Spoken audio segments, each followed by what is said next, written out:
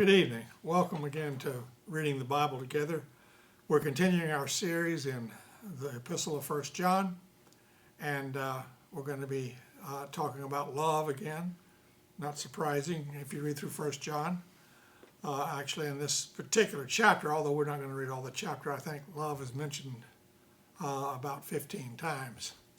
But we're reading 1 John chapter 4, verses 7 and 8. Beloved, let us love one another, because love is from God. Everyone who loves is born of God and knows God. Whoever does not love does not know God, for God is love. Now, we're not able to read the whole chapter, but what John's doing here, and what he begins to do in these two verses, is he presents his case to convince us why we should love God and love each other. Basically, it's a kind of a logical argument. He says love is from God. If we know God, we will love God and love others. If we don't love God and others, we must not know God. And mostly here he's talking about loving and knowing God, but the relationship with other people comes in as well. So this verse, you can treat this verse like a kind of a window that talks about God's love, and you look through this window and into the rest of the Bible and see what it says about love of God and what God is like and love of other people that is related to that. So we're going to go through each of these points of this argument. Love is from God. If we know God, we will love him and love others. And if we don't love him and others, then we must not know God. And so let's start with love is from God. And like you said, looking through this window into the Bible, let's just go back through and let's talk first about creation. And so if we are looking through this window at the love of God and we look at creation, we see that creation is a gift. God gives humans a good and beautiful world. In Genesis 1, starting in verse 27, so God created humankind in his image. In the image of God, he created them. Male and female, he created them. God blessed them and said to them, be fruitful and multiply, and fill the earth and subdue it, and have dominion over the fish of the sea, over the birds of the air, and over every living thing that moves upon the earth. God said, see, I have given you every plant yielding seed that is upon the face of all the earth, and every tree with seed in its fruit. You shall have them for food, and every beast of the earth, and to every bird of the air, and to everything that creeps on the earth, everything that has the breath of life, I have given every green plant for food. And it was so. God saw everything that he had made, and indeed it was very good. And there was evening, and there was morning, the sixth day. And of course we know what happened after that mankind did not necessarily do everything that we were supposed to in return to God's love, but God continues to love his people. And so there's lots of ups and downs throughout the Old Testament. But let's just peek in the same window into Exodus, where God's people, through lots of circumstances, some of which are just kind of silly, bad, and in other cases evil decisions that his children have made, are stuck in Egypt. And so in Exodus, we read, the Lord said, I have observed the misery of my people who are in Egypt, and I have heard their cry on account of their taskmasters. Indeed, I know their sufferings, and I have come down to deliver them from the Egyptians and bring them up out of that land to a good and broad land, a land flowing with milk and honey, to the country of the Canaanites, the Hittites, the Amorites, the Perizzites, the Hivites, and the Jebusites. The cry of the Israelites has now come to me. I have also seen how the Egyptians oppressed them. So come, I will send you to Pharaoh to bring my people, the Israelites, out of Egypt. And God brings these people into the wilderness and then into Sinai, and he's blessing them, and they, even in the midst of the covenant that he's making with them, they're already breaking that covenant.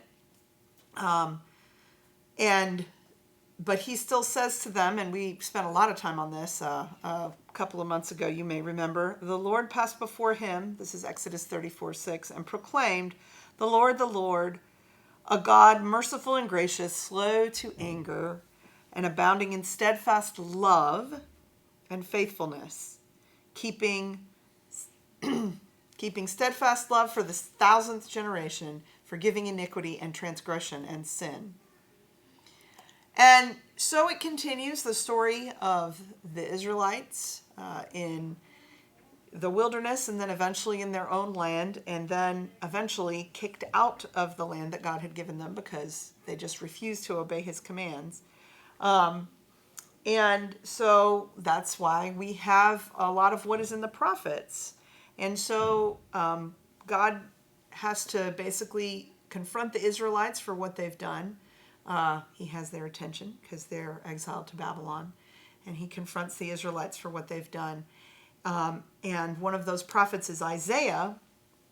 And we know this is a very familiar section of Isaiah. And we know he probably had a pretty incomplete understanding of these words that God had given him, but we understand them more fully now. Surely he has borne our infirmities, carried our diseases, and yet we accounted him stricken, struck down by God and afflicted. But he was wounded for our transgressions, crushed for our iniquities. Upon him was the punishment that made us whole, and by his bruises we are healed. And we like sheep have gone astray. We have all turned down our own way, and the Lord has laid upon him the iniquity of us all. He was oppressed and he was afflicted, yet he did not open his mouth. Like a lamb that is led to the slaughter, and like a sheep that is before its shearers silent, so he did not open his mouth.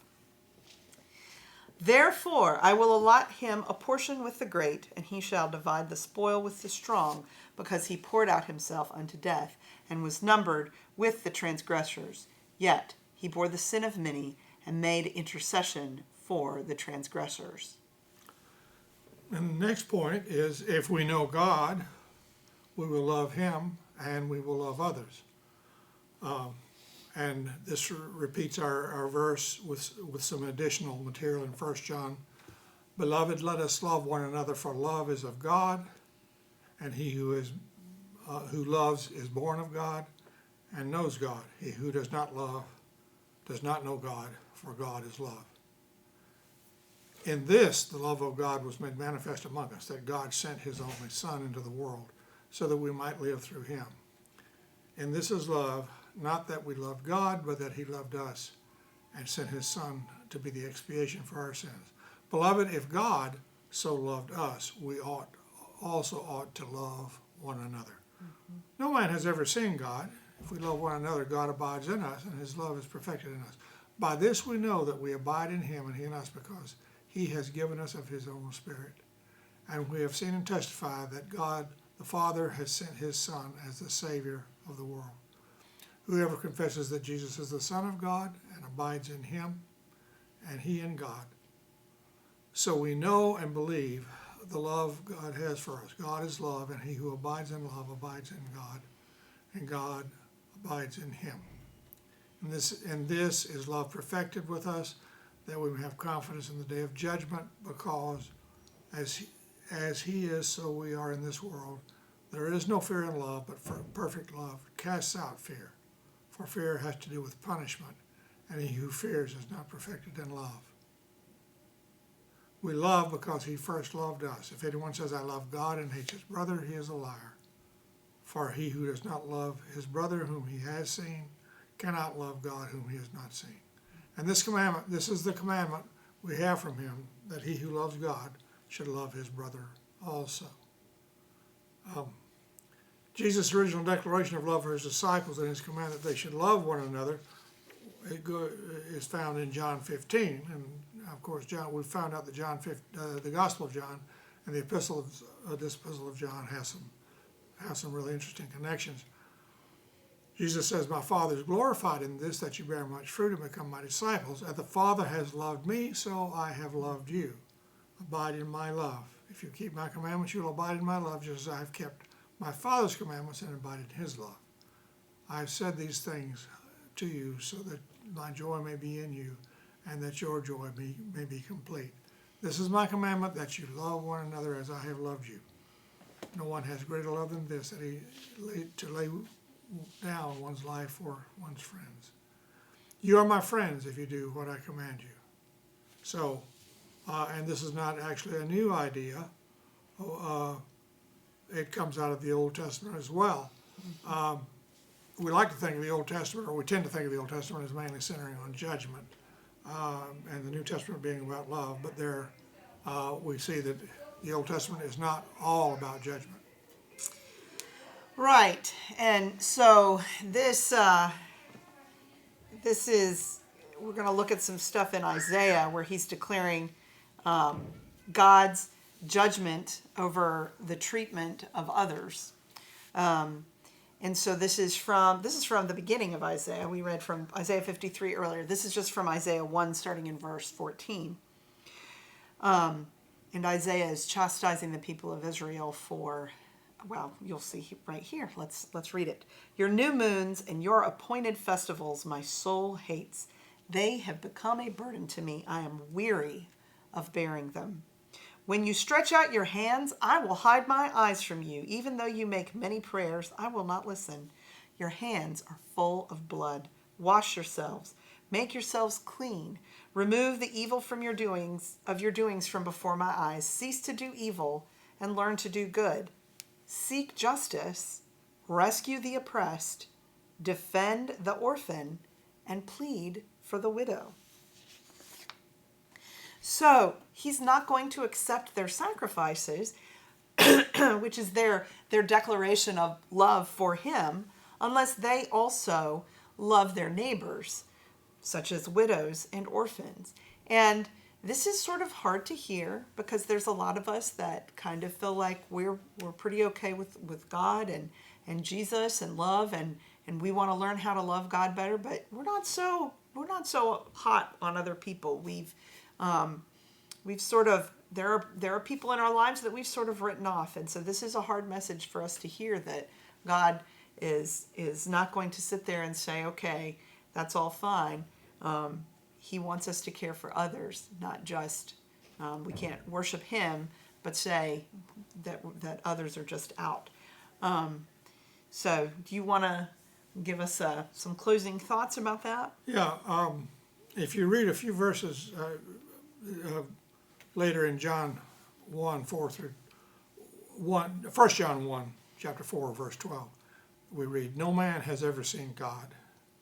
If we love one another, God abides in us, and love is perfected in us. It's kind of odd to mention, and it seems kind of random at first. Why do we mention no man has ever seen God? Once again, we're enlightened by the Gospel of John, chapter 1, verse 18. No one has ever seen God. It is God, the only Son, who is close to the Father's heart, who has made him known. And what John is saying here is that the way we see God is we look at Jesus. He shows us how love comes from God by his life and his ministry and his sacrifice. He shows us how to know God. And if our lives are transformed through Jesus, then as those who have received God's love, we love God and we love others, and we show those other people what God is like and help them to know God. We show them how to love God and how to love each other.